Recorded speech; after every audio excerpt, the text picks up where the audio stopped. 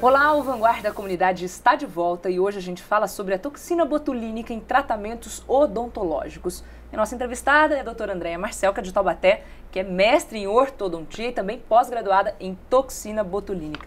Doutora, a senhora estava explicando no bloco anterior a questão, né, do bruxismo e também do apertamento dos dentes, né? A senhora citou aí que o bruxismo, que é o ato de ranger os dentes, né? E o apertamento, o próprio nome diz apertar os dentes.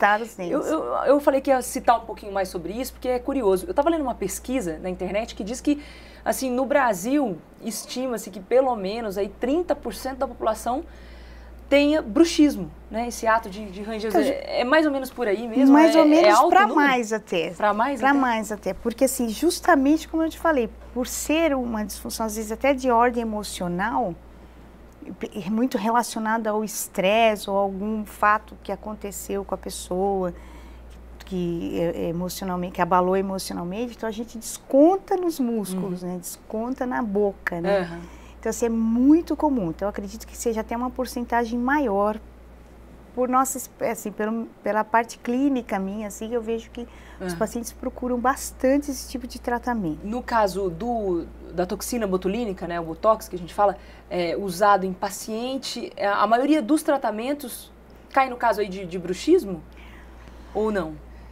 Não, a gente tem outros tratamentos também. Mas a maioria que vai ao consultório procura por conta do bruxismo ou não? Procura por conta do bruxismo e dessa disfunção temporomandibular, que é aquela alteração na articulação temporomandibular. Que aí o paciente nota que tem estalido, que tem dor de ouvido, zumbido. Então, isso também traz dor para o paciente. Tem pacientes que chegam na fase aguda e que ele não consegue nem abrir a boca. Assim, de tão tensionado que está esse músculo e ele sente muita dor. Então, a função da toxina, né, da substância, ela é realmente relaxar esse músculo, relaxar esse músculo, tá?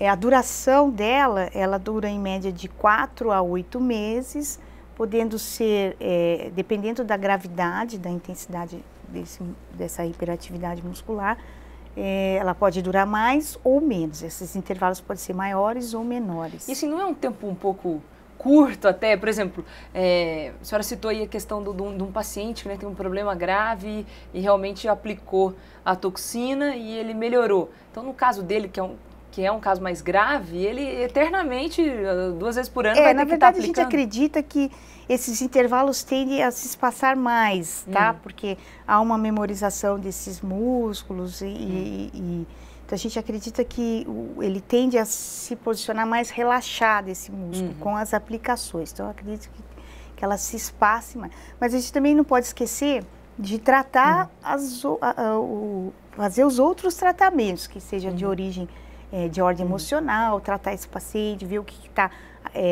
acarretando esse problema emocional, tratar o estresse.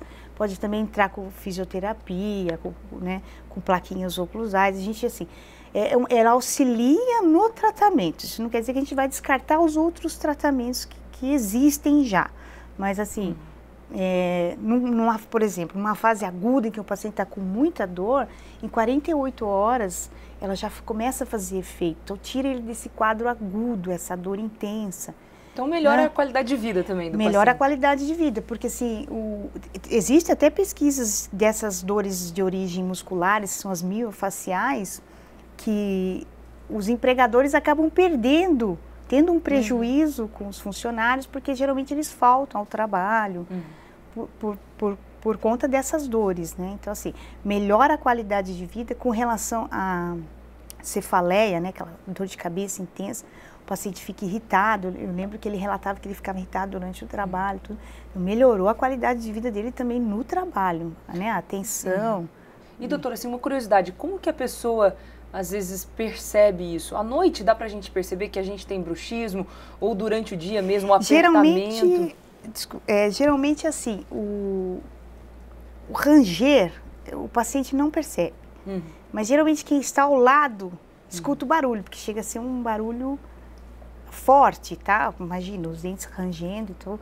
Geralmente alguém que está ao lado que relata que ele estava rangendo, que ele não percebe. É sempre bom perguntar para o parceiro também, né? É bom perguntar para o parceiro. Agora, o que pode, assim, clinicamente, a gente ter uma avaliação, é com relação às faces dos dentes, se está com desgaste, se ele relata dores nessa região do ouvido, se amanhece com dor de cabeça. Então, assim, existem os critérios de avaliação para saber se ele é um bruxista, tá? A senhora consegue identificar, por exemplo, uma pessoa que não consegue identificar que ela tem bruxismo, e se ela for no consultório com alguns sintomas, a senhora consegue identificar, por exemplo? Consegue identificar, dependendo do desgaste dos dentes, os pontos onde está havendo esse desgaste e alguma dor que ele relata, a gente consegue, até o próprio estalido, a gente consegue ver que há alguma disfunção. E o apertamento é só o ato de apertar. E isso a gente consegue perceber que normalmente a gente faz durante o dia. A gente consegue perceber que tem esse hábito e a gente geralmente acorda travado. Os dentes ficam, a gente sente que está travada, a mordida está... chega a estar dolorida essa região aqui muscular, né? Que é essa região do masseter, chega a estar com dor e vem geralmente associada à dor de cabeça. E a senhora falou também da questão, né, das disfunções. A gente ouve muito falar de ATM, né? ATM na verdade, a ATM é uma articulação que a gente tem, que chama-se articulação temporomandibular, que faz essa movimentação da mandíbula, tá? E a gente tem as disfunções que são da articulação, então, os problemas específicos dessa articulação, que pode ser desencadeada por algum traumatismo, a pessoa sofreu algum acidente, o próprio bruxismo e apertamento pode desencadear a disfunção. Então, assim, também tratamos DTM com toxina botulínica. Então, isso tudo com uma avaliação bastante criteriosa, não descartando os outros tratamentos, né? Porque, assim, a gente tem que ver como é que está esse paciente, como é que está o lado emocional dele. Assim, não podemos descartar esse tratamento, as plaquinhas oclusais. Mas muitas vezes o paciente ele não usa a plaquinha oclusal. Entendi. Né? Então, para esse paciente, ela é bastante eficaz, tá? E tem um local para aplicar a toxina? Tem um local exato? Tem os músculos envolvidos nessas disfunções. Cada caso é no Cada local. caso é um músculo específico, né? E daí a pessoa chega, faz uma avaliação. Há casos, por exemplo, que a senhora fala, não vamos precisar entrar com a substância, é mais simples? Há casos que são mais simples, que a gente vê que não está tão severo, então a gente entra com outras alternativas de tratamento. Até mesmo um ansiolítico, um relaxante muscular. O problema dos analgésicos para esse tratamento é que eles dão efeitos colaterais indesejáveis. Sim. Tá? Ao contrário da toxina, que não produz praticamente efeito colateral nenhum. Mas a toxina tem contraindicação, doutor, ou não? Tem contraindicação, tá? Ela não pode ser usada por gestantes, por mães que estão amamentando, crianças menores de 2 anos de idade e pacientes que apresentam hipersensibilidade ou reação alérgica ao componente da substância. Tá certo, doutor, peço licença novamente, a gente vai para um rápido intervalo e a gente volta para o último bloco já, não saia daí.